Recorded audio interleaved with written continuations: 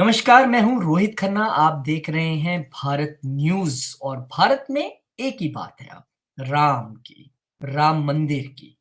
और जब देश के प्रधानमंत्री इस चीज़ में सबसे आगे हों, तो देशवासी कैसे पीछे रहेंगे?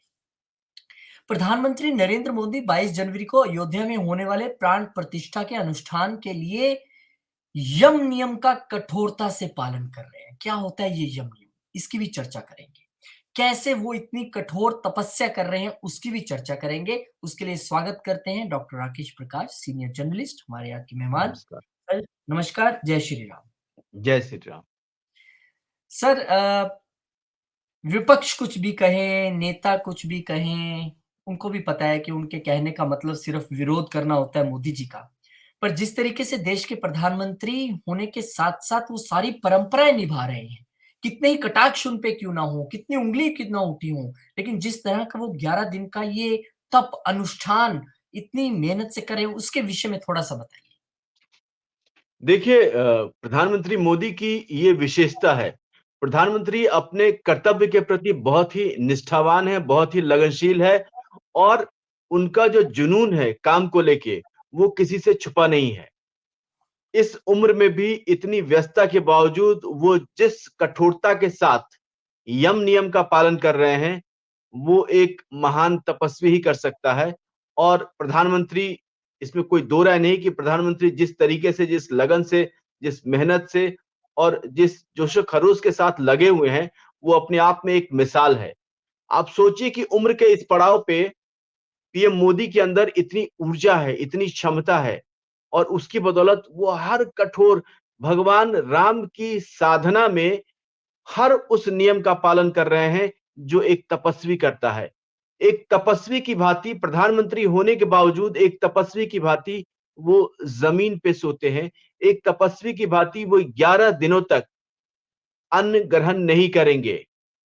इस दौरान वो सिर्फ और सिर्फ नारियल का पानी पी रहे हैं, यानी कि आप अंदाजा लगा सकते हैं कि कितनी कठोर साधना पीएम मोदी ने पिछले दिनों शुरू कर दी है और ये अगले 11 दिनों तक, यानी कि जब तक 22 तारीख तक भगवान राम अपने मंदिर में प्राण प्रतिष्ठा नहीं हो जाएगी, वहां स्थापित नहीं हो जाएंगे, तब तक पीएम मोदी का जो ये यज्ञ है, पीएम मोदी का जो ये कहते हैं ना कि तपस्या है, वो तपस्या जो है वो जारी रहेगी।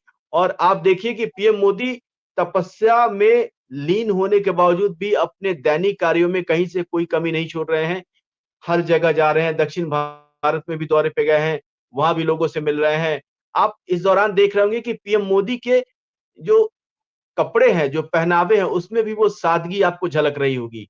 सफेद वस्त्र आपको दिख रहे होंगे और कंधे पे जो गले में एक खास तरीके की पट्टिका उन्होंने डाल रखी है और कहीं से भी कोई आडंबर नहीं, कहीं से भी कोई दिखावा नहीं। वही सादगी, वही सरलता, वही कहते हैं कि मिलनसार व्यक्तित्व, जो लोगों से बड़े विनम्र भाव से मिल रहे हैं, लोगों को झुक के प्रणाम कर रहे हैं।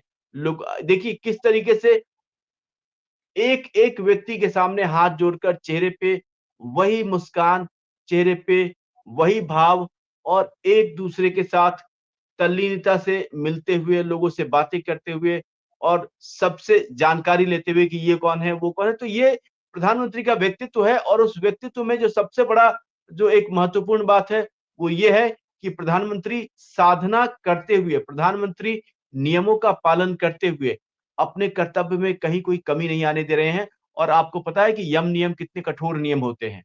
हुँ। आम आदमी करने से घबराता है, क्योंकि इसमें बहुत बारीक-बारीक चीज़ों का ध्यान रखना होता है और 11 दिनों तक अगर कोई अन्न ग्रहण नहीं करे, तो उसकी क्या हालत हो सकती है, आप अंदाज़ा लगा सकते हैं। लेकिन बावजूद इसके प्रधानमंत्री ने इस उम्र में इतने कठोर तप करने की प्रतिज्ञा ली है और वो इसको पूरा करके रहेंगे और ये प्रतिज्ञा जारी है। लेकिन इसके बावजूद भी आप प्रधानमंत्री की ऊर्जा में, प्रधानमंत्री के काम में या उनके चेहरे पर ज़रा-सा भी शिकन नहीं, ज़रा-सा भी थकावट नहीं, वही ऊर्जा, वही उत्साह और उसी तरीके से काम में लगे होना और साथ ही नियम का पालन करना। राम की जी। भक्ति, राम का काम और देश का काम, सब साथ-साथ चल रहा है, क्योंकि जो काम राम का है, वही काम देश सेवा का है।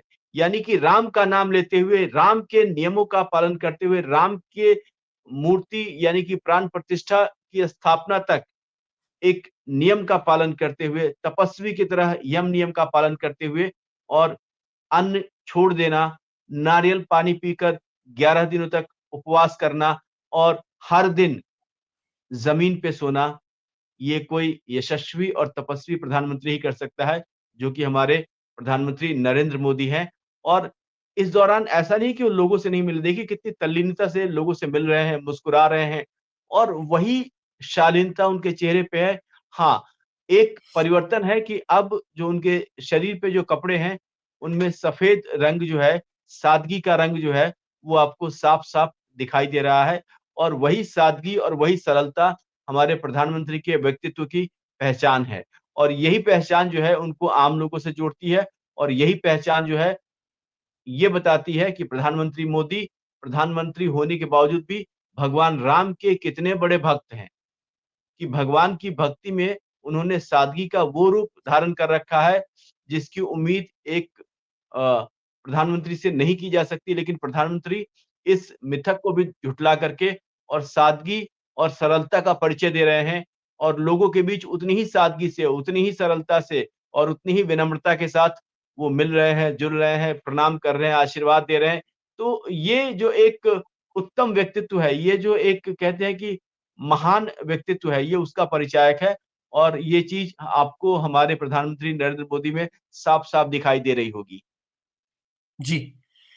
बहुत अच्छे तरीके से आपने एक्सप्लेन किया और बताया और वाक़ई जिस तपस्या से प्रधानमंत्री इस वक़्त गुज़र रहे हैं, प्राण प्रतिष्ठा के यजमान के आवश्यक नियमों का ख़ास ख़्याल रख रहे हैं, नारियल पानी पीकर सिर्फ़ पूरा दिन गुज़ार रहे हैं, ज़मीन पर कंबल बिछाकर वो सो रहे हैं, यम नियम अनुष्ठान का 8वाँ दिन आज था और किस तरीके से प्रधानमंत्री ने अन्न नहीं खाया है और यम नियम का पालन बेहद कठिन माना जाता है, लेकिन इस बीच महाराष्ट्र, केरल, आंध्र प्रदेश सब जगह का दौरा वो लगातार कर रहे हैं, मंदिर-मंदिर जा रहे हैं, रैलीज़ को संबोधित कर रहे हैं, लोगों से पर्सनली मिल रहे हैं। राकेश जी आपको सच बात बताऊँ, मैं भी नवरात्रों का व्रत करता हूँ और मुझे ये मानने में कोई ऐतराज़ नहीं है, आप यकीन मानिए वो 7-8 दिन इतने भारी होते हैं, इसके बावजूद कि खाने के लिए सब कुछ है। फल के साथ फल, दूध के साथ दूध, नमकीन आलू, दही, साबूदाने की खीर और ये और वो मुझे लगता है मैं ज़्यादा खा लेता हूँ व्रत वाले दिन में। लेकिन फिर भी शरीर काम नहीं करता है। फिर भी मन ये करता है कि ये 7-8 दिन आप कुछ ना ही करवाएँ तो बेहतर है। ना ही कहीं जाना पड़े तो बेहतर है। घर से तो मैं निकलूँगा ही नहीं और हमारी एज देखिए अभी और प्रधानमंत्री 73-74 की एज में पूरा देश चला रहे हैं। पूरे देश में भ्रमण कर रहे हैं और ताने मारने वाले कोई कमी नहीं छोड़ रहे हैं। मोदी विरोध में राम का विरोध भी शुरू हो गया। लेकिन ये मानना पड़ेगा कि ये उनमें जो ऊर्जा, जो उनमें ये यशस्वी जो आप कहते हैं यशस्वी प्रधानमंत्री, वो शब्द उनके लिए बने हैं। वो तेज उनके चेहरे पे दिखाई देता है और ये कहने में कोई गुरेज नहीं है। कहने वाले कह देंगे गोदी मीडिया वाले हैं। ठीक है भैया, हम तो राष्ट्रवाद की गोदी में बैठे हैं, जो कहना है कहिए। लेकिन ऐसे प्रधानमंत्री मिलना मुश्किल की बात है। पूरा विश्व उन पे नाज़ करता है। पूरा विश्व उनको ऑस्ट्रेलिया जैसे देश कहते हैं बॉस, बाइडेन खुद उठ के मिलने चले आते हैं। तो ये इसलिए क्योंकि वो जिस रूप में हो जब होते हैं, जब वो इंटरनेशनली घूमते हैं, तो वो उस तरीके से पूरा अपना होमवर्क करके जाते हैं और मैंने सुना है कि फ्लाइट के दौरान भी वो लगातार अपना होमवर्क करते हैं, मीटिंग्स करते हैं, पूरा स्टडी करते हैं, कहाँ जाना है, क्या करना है।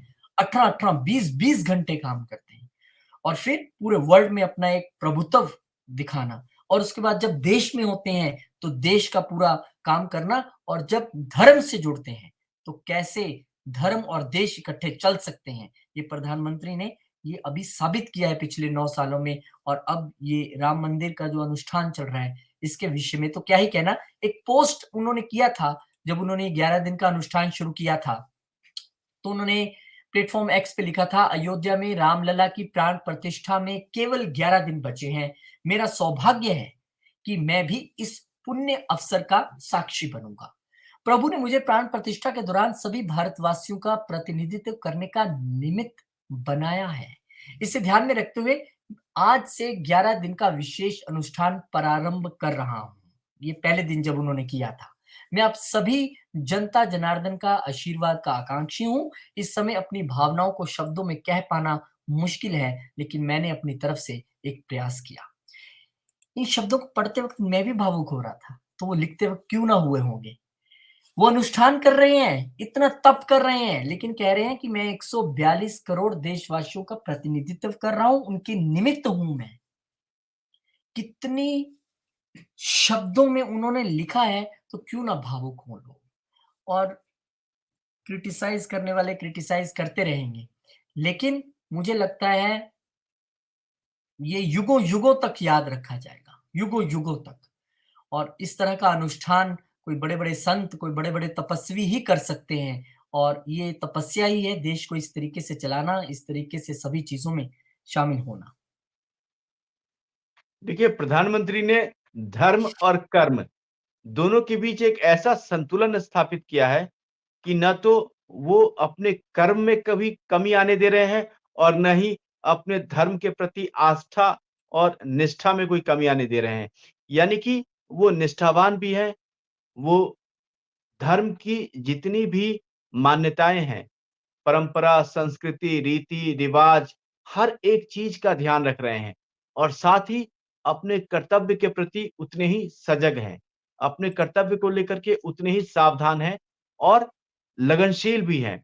तो ये दोनों चीज़ जो है आपको आम तौर पे देखने को नहीं मिलती, लेकिन पीएम मोदी को इस बात के लिए बधाई देनी होगी हम सबको कि उन्होंने इन दोनों के बीच जो संतुलन है उसको साधा है। वो कर्म के मोर्चे पर भी सबसे आगे हैं और धर्म के मोर्चे पे भी बहुत ही कठोरता के साथ नियम का पालन कर रहे हैं। तो ये ऐसे उदाहरण विरले ही देखने को मिलते हैं और पीएम मोदी वाक़ई में हम सब किस्मत वाले हैं कि हमें ऐसे प्रधानमंत्री मिले हैं। हम भारतवासी उनके प्रति कृतज्ञता व्यक्त करते हैं कि उन्होंने अपने नेतृत्व में, अपने कार्यबल से, अपनी बुद्धि से, अपनी क्षमता से हम सबको और इस भारत देश को उस ऊँचाई तक ले जाने का काम किया है, जिसकी कल्पना हम वर्षों से कर रहे थे। और यही वजह है कि सोशल मीडिया पे भी आज की तारीख में दुनिया में सबसे ज़्यादा फॉलोअर अगर किसी के हैं, तो वो हमारे माननीय प्रधानमंत्री नरेंद्र मोदी जी के हैं। तो नरेंद्र मोदी जी जिस तरीके से देश को आगे बढ़ा रहे हैं, देश का नेतृत्व कर रहे हैं, वो ना सिर्फ सांस्कृतिक स्तर पर, बल्कि आर्थिक मोर्चे पे भी हमारा देश काफ़ी आगे जा रहा है। सामाजिक तौर पे भी काफ़ी बदलाव आ रहे हैं और सांस्कृतिक तौर पे आपने देखा होगा कि देश में कितने सार्थक प्रयास हो रहे हैं, कितने अच्छे-अच्छे काम हो रहे हैं, चाहे वो जगन्नाथपुरी हो, चाहे वो काशी विश्वनाथ हो, चाहे वो उज्जैन का महाकाल का मंदिर हो, चाहे वो केदारनाथ मंदिर का परिसर हो। हर जगह इतने अच्छे, इतने बेहतर काम प्रधानमंत्री मोदी के नेतृत्व में हुआ है कि जिसकी कल्पना हम कभी कर नहीं सकते थे। और अभी अयोध्या का तो कायापलट हो गया है। तो ये एक बहुत ही सुंदर उदाहरण है कि किस तरीके से प्रधानमंत्री भारत में और भारत की सांस्कृतिक विरासत को लेकर के इनकी कितनी अच्छी सोच है, कितने अच्छे काम हैं और उसका जो परिणाम है, वो भारत के कोने-कोने में देखने को मिल रहा है और अब से 22 तारीख के बाद जो भारत की जो सांस्कृतिक विरासत है, उसकी जो चमक वैश्विक स्तर पर दिखाई देगी और उसके बाद जो टूरिज़्म के क्षेत्र में इतना बड़ा बदलाव आएगा और उसके बाद अर्थव्यवस्था में कितनी तेज़ी आएगी, इन सब का अगर आकलन करें, तो आपको समझ में आएगा कि प्रधानमंत्री मोदी वाक़ई में इतनी कोशिश कर रहे हैं, इतने लगन के साथ लगे हुए हैं, तो उसके पीछे का जो विज़न है, वो विज़न ये कहता है कि प्रधानमंत्री भारत के जन-जन की जो ज़रूरत है या भारत की जो अर्थव्यवस्था है, उसकी जो ज़रूरत है, वो सब एक झटके में एक प्रयास के ज़रिए पूरा करने की कोशिश कर रहे हैं और इसी के तहत उन्होंने जो ये चारों तरफ जो भारत की सांस्कृतिक विरासत है, उस विरासत को एक बार फिर से ऊपर ले जाने का प्रण लिया है और इस काम में वो जी-जान से लगे हुए हैं। जी, राकेश जी, इस बीच में आपको ये भी बता दूँ कि अयोध्या में क्या चल रहा है। अयोध्या में नवनिर्मित राम मंदिर दुनिया भर में चर्चा में है और 22 जनवरी को राम मंदिर में रामलला की मूर्ति की प्राण प्रतिष्ठा की जाएगी, लेकिन इससे पहले प्राण प्रतिष्ठा का अनुष्ठान जो है वो शुरू हो चुका है, मंगलवार 16 जनवरी से। प्राण प्रतिष्ठा के धार्मिक अनुष्ठान का आज तीसरा दिन है जब हम ये खबर अपलोड करेंगे और आज गर्भगृह में रामलला की मूर्ति को स्थापित कर दिया गया है। लेकिन गर्भगृह में रामलला की मूर्ति स्थापित करने से पहले गर्भगृह में राम यंत्र की स्थापना की गई। ये समझना जरूरी है कि ये क्या है। बता दें कि श्री राम जन्मभूमि तीर्थ ट्रस्ट क्षेत्र ट्रस्ट के महासचिव चंपत राय की मौजूदगी में वैदिक मंत्रोच्चारण के साथ राम यंत्र की स्थापना गर्भगृह में हुई। लेकिन क्या आप जानते हैं कि आखिर ये राम यंत्र है क्या और क्यों रामलला की मूर्ति से पहले इस यंत्र को प्रतिष्ठित या स्थापित किया गया है? देखिए, हिंदू धर्म में हर देवता का एक यंत्र होता है जिनकी उपासना पद्धति अलग-अलग होती है। ठीक उसी तरह से राम यंत्र की उपासना पद्धति भी विशेष है। मान्यता है कि राम यंत्र जहां भी होता है वहां वातावरण शुद्ध होता है क्योंकि वह स्थान पवित्र हो जाता है। इसलिए लोग इसे अपने घर में स्थापित करते हैं जिससे कि घर पर सुख, समृद्धि और खुशहाली बनी रहे। रामलला की प्राण प्रतिष्ठा का मुहूर्त निकालने वाले आचार्य गणेश्वर शास्त्री द्रविड़ ने यंत्र को स्थापित करवाया। रामलला की प्राण प्रतिष्ठा से पहले विग्रह के आसन के नीचे राम यंत्र रखा गया। इसे दक्षिण भारत में तैयार किया गया है। विग्रह के सामने राम यंत्र रखा गया जो कि करोड़ों यंत्रों से अभिमंत्रित है, करोड़ों मंत्रों से। जिस तरह से भूमि पूजन के समय मंदिर की नींव में 5 शिलाओं के साथ अलग-अलग द्रव्यों को रखा गया था, उसी तरह से रामलला के आसन का भी पूजन हुआ है। आसन के नीचे कुल 45 द्रव्य रखे गए और 9 रत्नों में हीरा, पन्ना, मोती, माणिक्य, पुखराज व लसुनिया, मूंगा, नीलम, गोमेद के अलावा पारा, सप्तधान्य व विविध औषधियां हैं। इसके अलावा पहले कूर्मशिला और स्वर्ण निर्मित कच्छप, ब्रह्मशिला और 3 पिंडिका रखे गए हैं। तो अब तक की ये जो पूरी हलचल राकेश जी रही है और आज राम यंत्र भी वहां स्थापित हो गया। बहुत विधिवत तरीके से सारी चीजें चल रहे हैं। जो उंगलियां उठा रहे हैं अब वो क्या करें? उनको कुछ और मिला भी तो नहीं है। पहले अड़चने डालते रहे, जब राम जी को नहीं रोक पाए तो अब उंगलियां उठ रही हैं, ये पद्धति गलत है, ये वो। सब कुछ बहुत सुंदर तरीके से, बढ़िया तरीके से, शास्त्रों को ध्यान में रखते हुए बहुत बढ़िया तरीके से हो रहा है। हालाँकि प्रधानमंत्री को क्या ज़रूरत है अनुष्ठान करने की, पर उन्होंने कहा नहीं, मैं 142 करोड़ लोगों के लिए वहाँ पर प्रतिनिधित्व करने जा रहा हूँ, इसलिए उन्होंने हम सबके लिए ये किया है। ये उनका जो अनुष्ठान है, ये 11 दिन की इतनी कड़ी तपस्या है, ये 142 करोड़ लोगों के लिए है। कोई आपको उदाहरण मिलता है पूरे विश्व में किसी प्रधानमंत्री या राष्ट्रपति ने ऐसा किया हो? या पूर्व में किसी ने किया हो, अगर भारत की ही बात कर ले, तो ये मैं फिर वही कहूँगा कि इतिहास 2024 को, इतिहास इस सरकार को, इतिहास इस प्रधानमंत्री को, इतिहास इस राम मंदिर अनुष्ठान को हमेशा युगों-युगों तक चर्चा होती रहेगी, युगों-युगों तक उसको याद रखेगा।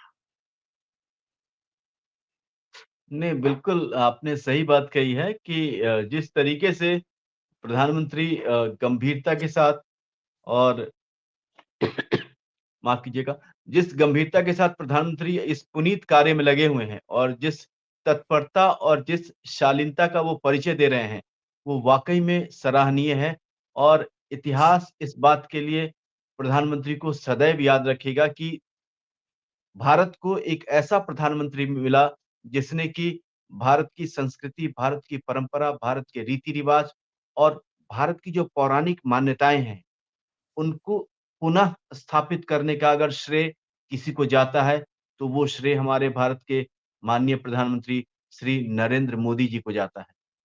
भारत और भारत की जो मान्यताएँ हैं, भारत की जो धरोहर है, भारत की जो विरासत है और भारत जिस कारण पूरी दुनिया में जाना जाता था, उसको सही मायने में अब वापस से शिखर पर लाया जा रहा है, वापस से दुनिया के सामने लाया जा रहा है, वापस से जन-जन को भारत की थाती, भारत की विरासत, भारत की संस्कृति, भारत की परंपरा, भारत के रीति-रिवाज और भारत की पौराणिक मान्यता जो जनमानस उससे एक तरीके से कहें तो कट सी गई थी, प्रधानमंत्री ने वापस से भारत को भारत के लोगों से जोड़ने की जो कड़ी है, उस कड़ी का काम किया है और वापस से अगर एक बार देश की जनता जो हमारी कहते हैं कि गौरवशाली विरासत है, अगर हम उस विरासत और उसकी जो मान्यताएँ हैं, जिसकी बदौलत भारत एक समय विश्व गुरु कहलाता था,